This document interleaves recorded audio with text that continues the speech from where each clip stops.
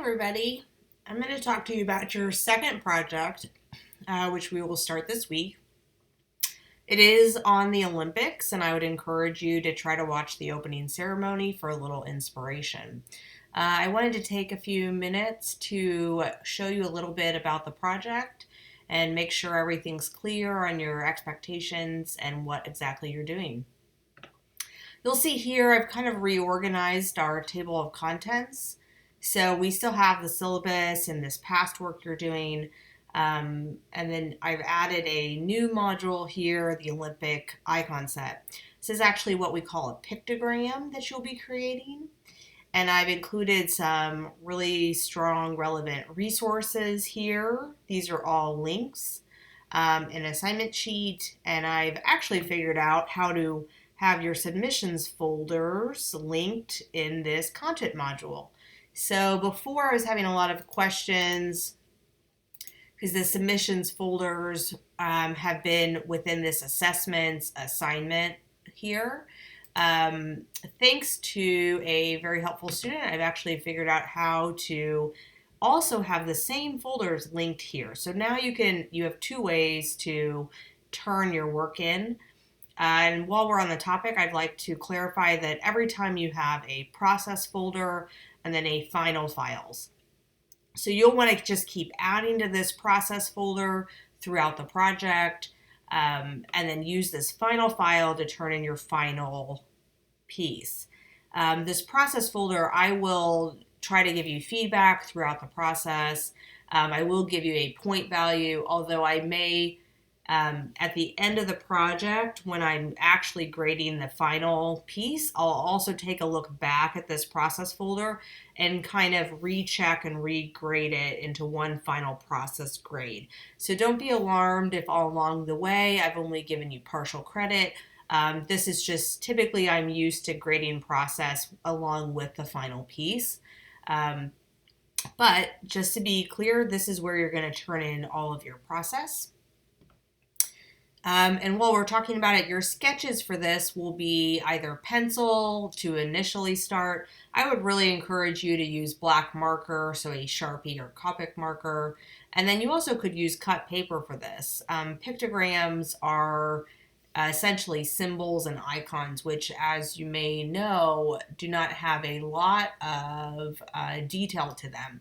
So black marker and cut paper will really help you get to some thicker line weight and eliminate some of that detail you sometimes get from the use of a pencil. I also want to encourage you to use some grid paper to create your initial forms. This grid paper will help you be a little consistent and think about a systematic approach. I'll show you a little bit more about that in a few minutes.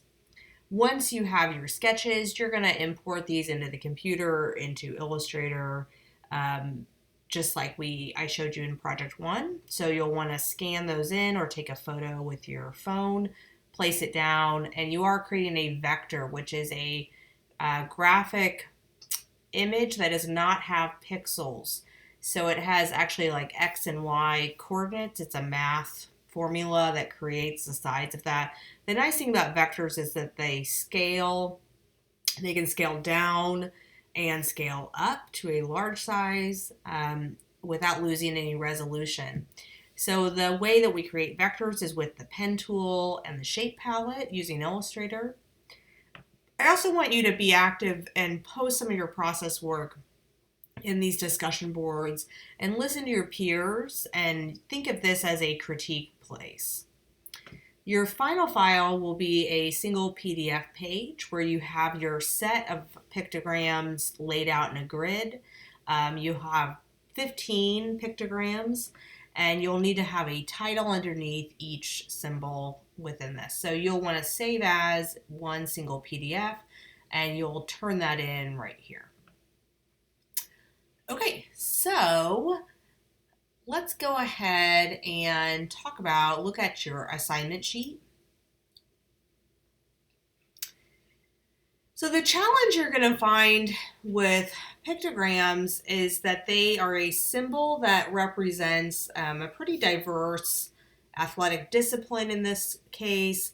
but it also needs to reflect a little bit of the culture, the unique characteristics of a place, but still be a cohesive system and not have any language barriers that are going to prevent multiple cultures and languages from understanding the signage. So we are going to create this Olympic pictogram set. It's a really fun project that's relevant as the Winter Olympics 2018 start, I believe, Thursday night in Pyeongchang. Um, the Winter Olympics are one of my favorite events, and this is a great time to practice some of those skills we've barely started in Project 1 and to give you some more chance to refine and practice. So using Illustrator, you're going to produce about 15 pictograms for the Olympics. You will choose one of the runner-up cities for 2018, which was Munich, Germany, or Annecy, France. Pyeongchang is the official 2018 Winter Olympics, and I would encourage you to use that as a case study for your project. A pictogram is a symbol used to cross language barriers for international signage. You need to do a little bit of research using Google, looking at iconography, symbols, and pictograms. So have a little fun digging into this and seeing what you can find out. So at the project's end, you should be able to construct an icon series that's cohesive. I would like you to look a little bit at historical Olympic design case studies. So I will show you a few, and you'll see those referenced in the videos I've posted. So you would want to just watch those video resources and then go a step further, maybe Googling one of these cases. You will create a pictogram for each discipline in the Winter Olympics, and I have a list down here. And you will need to have a systematic approach. And one thing that really helps to do that is to start with a grid, and that's where the graph paper comes in handy. And a cohesive mark. A lot of times you'll see that the line weight or the shapes are shared across each pictogram. So it's a challenge for many fine artists to kind of abandon the idea of a unique and individualized mark and think of this as an opportunity to make a decision in one of your preliminary marks, your pictograms, and then carry that throughout all of them. This is a good project to bring in some of those principles of Gestalt and visual order. So this should be a nice way to apply what you've just done in a little kind of a next level project. Just as typical for any of these projects, it's a good chance to apply some proper planning, creative processes. So have an idea, sketching, writing, file management, vector graphics, and presenting via the discussion board.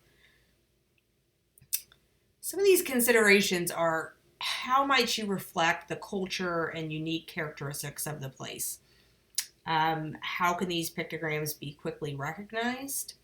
What characteristics can they share for a systematic approach? So can they use a consistent line weight, single color, and a shape system to keep your individual marks cohesive? You will go ahead and lay this out into one single 8.5 by 11 PDF. You will use Adobe Illustrator and use the pen tool or shape palettes to create your vectors. This right here is your list of kind of these disciplines that are going to be competing in the Winter Olympics.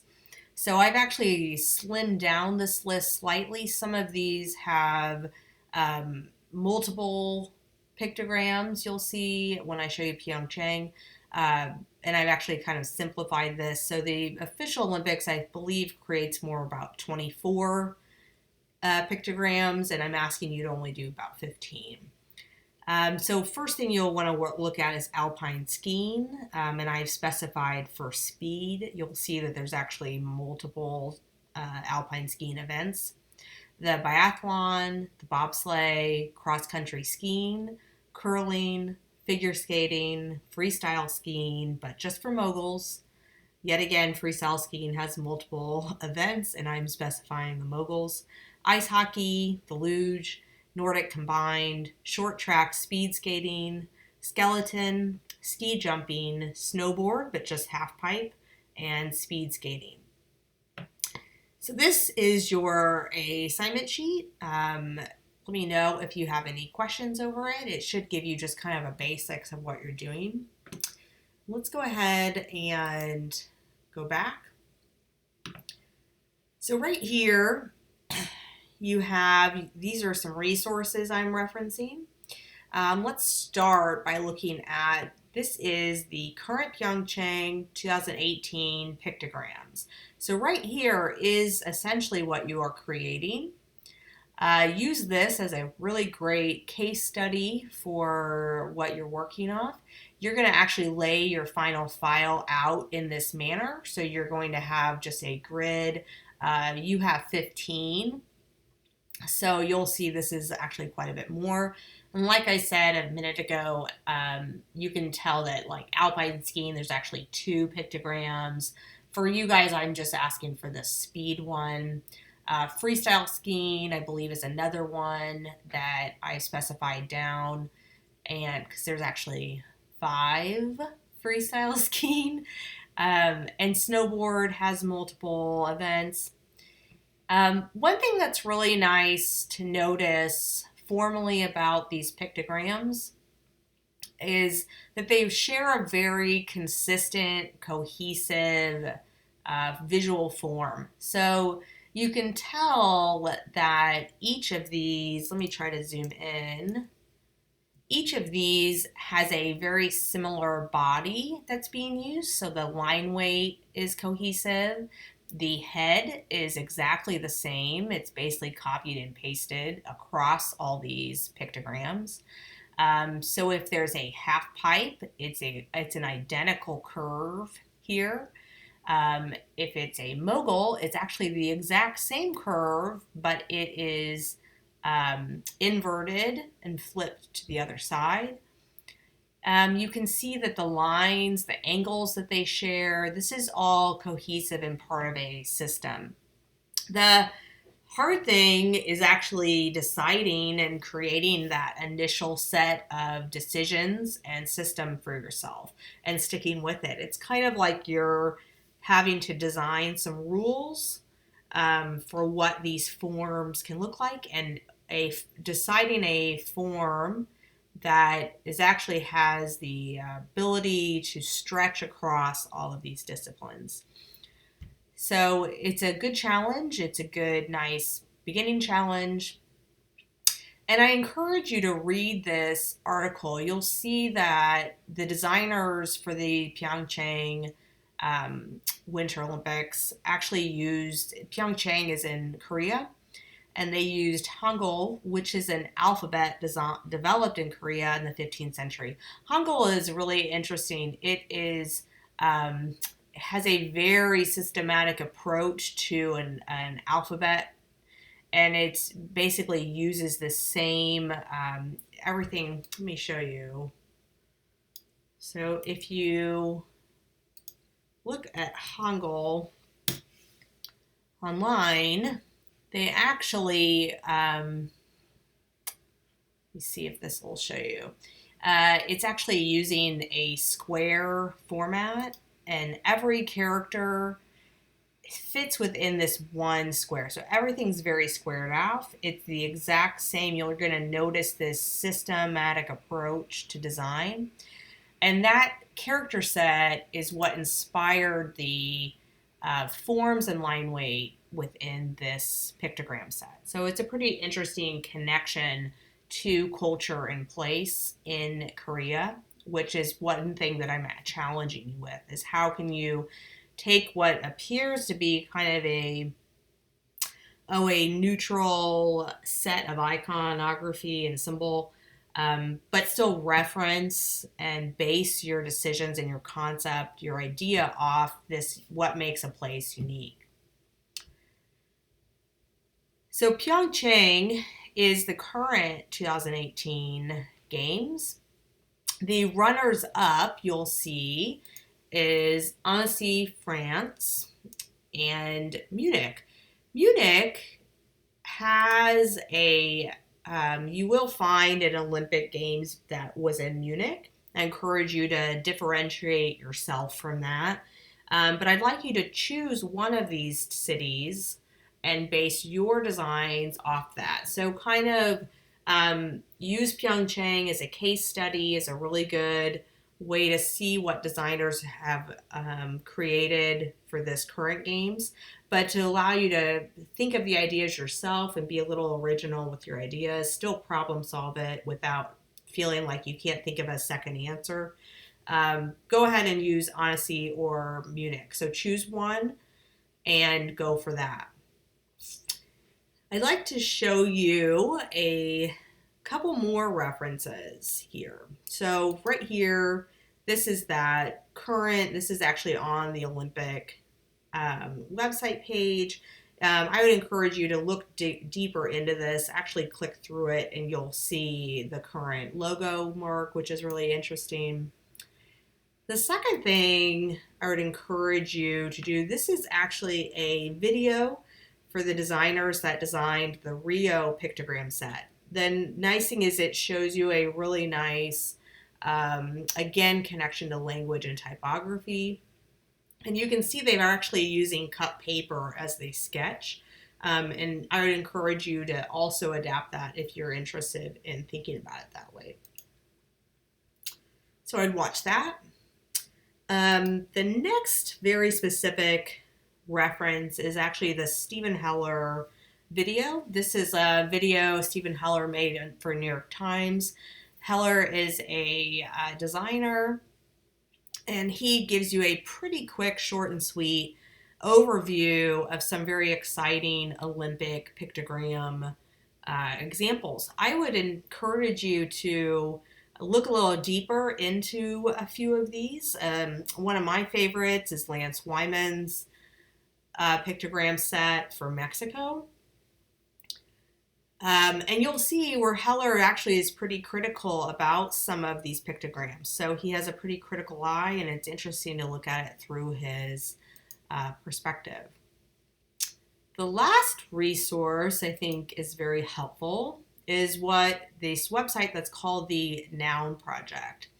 So what the Noun Project is a massive, growing website full of iconography, symbols, all based off the idea of a noun. So all based off of basically what you're being asked to do. You can see as other designers have handled the challenge and considered how do you communicate, the essence and qualities of a noun or a sport for your case. How do you communicate all that feeling and qualitative associations with it and have kind of a easily recognizable line weight and system?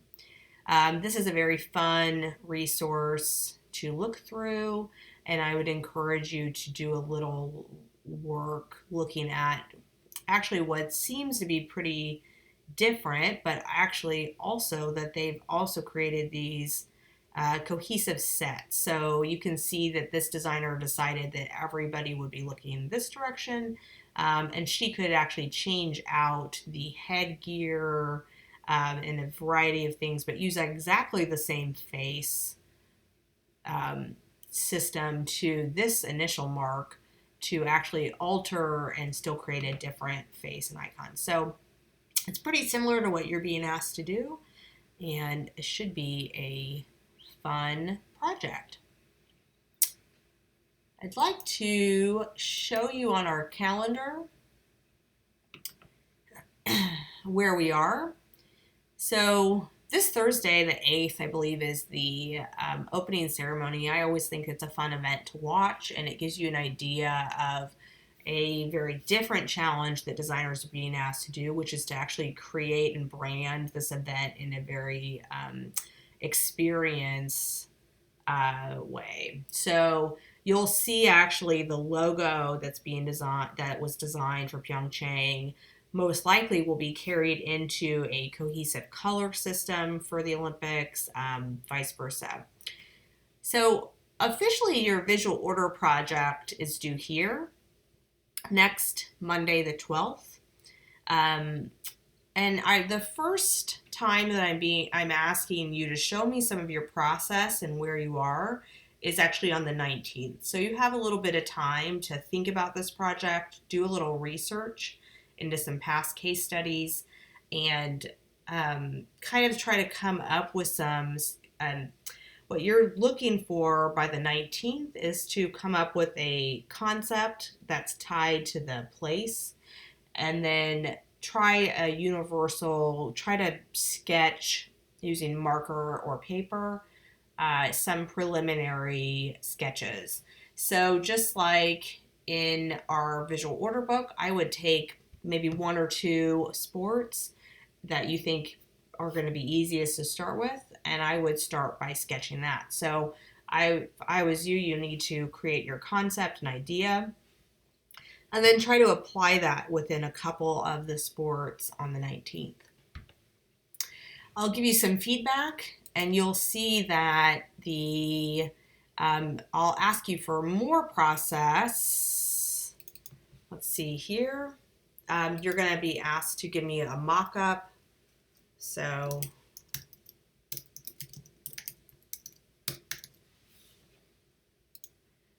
and I'll tell you about the third project actually on the 5th. So I'm going to give you a couple weeks to build that pictogram set, and then you'll turn the final pictogram set in on March 12th. So right before spring break, we'll see the final pictogram set and then some idea concepts for the poster before you head out for break.